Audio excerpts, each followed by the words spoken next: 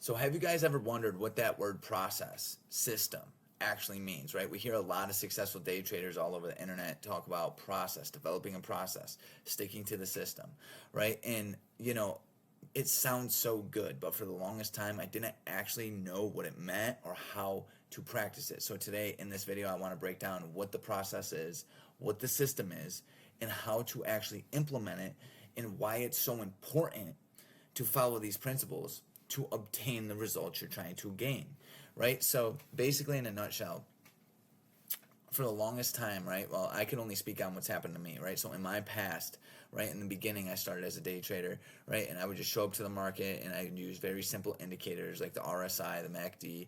And when they were at 30, I would buy. When they were oversold at 70, I would sell, right? And then you go through your journey as a day trader, and then you become addicted to the thrill of the game. And the thrill, the emotion that comes with trading, makes it extremely hard to follow a process, right? Because a process is a structured way to behave. Thrill causes you to make irrational, unlogical, and unprofitable decisions through bad behaviors every single day in the market, right? So learning to separate, right, the thrill from the process is paramount, right? So to really dive deep into this, we have to first understand and clarify what our goal is as a day trader, right? So if you're watching this video, chances are you trade the markets, right? So your goal is to make money. Your goal is not just to make money today, it's to make money over a long period of time. So to do this, right, to really do this, you must develop a system, a process, an iteration, right? Now, what does that mean?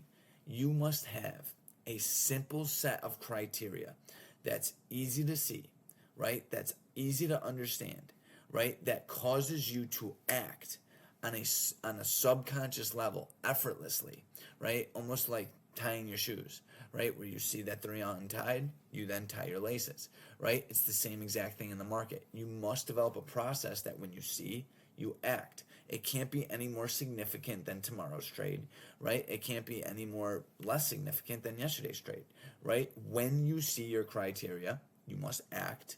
This way, the outcome isn't as significant as we make it, right? See, for the longest time, I would be showing up to the market and I would be super concerned about making money that day, right? And this is the thing, yeah, it's kind of a paradox because we're here to make money.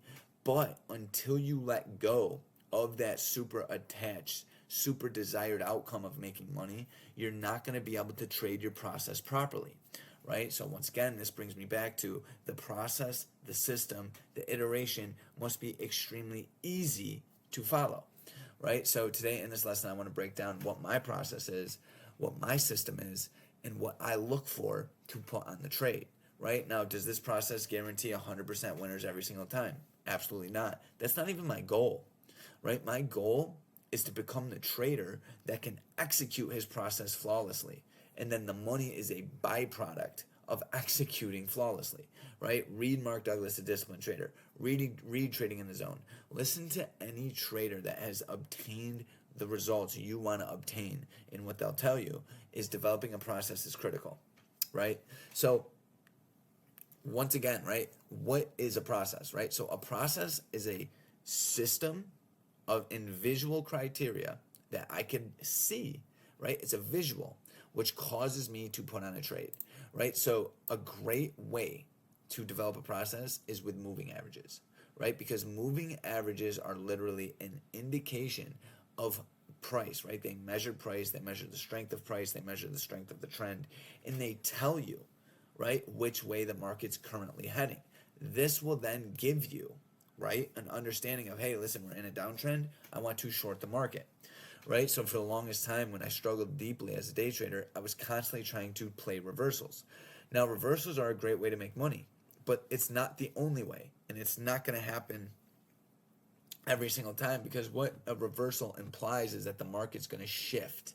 The market's it's currently going down, and if you're looking to play a reversal, you're basically saying, I'm looking to capture a break of structure before the break of structure happens. So what this does is puts you in a very low probability scenario, right? Because the market, which moves with momentum, if it's going down, it usually tends to continue to go down, right? Now, that once again, this isn't going to always happen, but more often than not, if you're in a downtrend, you're going to continue to move down. So what you want to do is develop a process using moving averages, right, and super important levels of interest, right, because then you can trade with the overall momentum of the market. You could trade with the trend of the market. Trend is your friend. Everybody says that, but nobody really breaks down why, right? And the reason is what goes down continues to go down, what goes up continues to go up until the shift, right? So you have to learn to look for the shift, but this is why I love trading with moving averages. And it's a very simple way to look at the market and go, okay, listen, we're below the 50 EMA, right? When we're below the 50 EMA on the 5-minute, I really only want to look to short the market. Or if I'm going to long the market, I'm going to be hyper aware of the fact that once we come into the 50, we're going to be met with some resistance, right? Some sellers are going to try to defend it, right? And if they don't, that's going to tell me a completely other story. So see how when I'm trading the market, I go, okay, what I'm looking at right here is a downtrend, right? The market's moving down. I don't want to long the market until price gets above that 50. Why? Because if we're below that 50, it's telling me the momentum of the market is bearish. I want to trade with the momentum, right? So developing that perception, that framework of price action is going to pay you dividends down the road, right? So your system must use moving averages, right? So there's 3 steps to my system, right? Number 1 is the critical level. So the critical level is an area of value that I'm looking to make moves off of each and every single day, right? In this scenario, we're going to use end of day, right? So end of day is the previous close of, it's the price from the previous close. So you can see over here on 5/22/24, price closed at 529.80. So end of day is my area of value. I'm going to use this to trade into, right? It's going to be a price target, or I'm going to use this to trade off of, right? I'm going to use end of day, right, and be like, okay, if we're above it but we're in a downtrend, I'm going to wait for a retracement into the cloud, which is the 9 EMA and the 20 EMA, right? That's, once again, the moving averages. And then I'm going to look to play with sellers into end of day, right? And then we'll go from there. And that was actually the trade, one of the trades we called out in the Discord. You can see we got this nice sell-off.